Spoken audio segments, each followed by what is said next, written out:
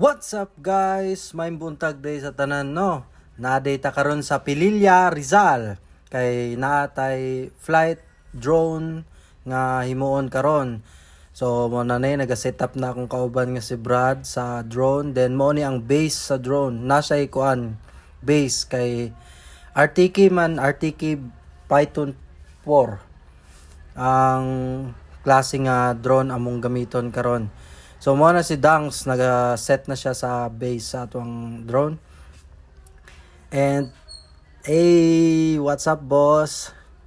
Pogi yarn. So na guys, mo na siya ang drone. Panis. Powered by DJI. Tama na. Sus. Kahadlok paluparon. Kay ngano? Mo na siya ang looking half a million nga drone. Asa ka na, paluparon ni mo nga, mahagbong nga, agay, patay tang sob, ana. So, muna, ginaon na ako na siya, guys. Kay, ready to flight na. Manual lang di ay, kay, amurang siya tanang kuan area, ana.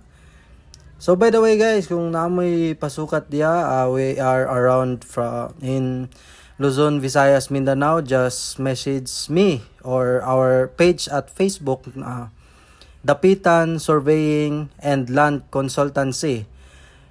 We are on service anytime, anywhere. Contact lang namo guys. Contact lang ni Mami.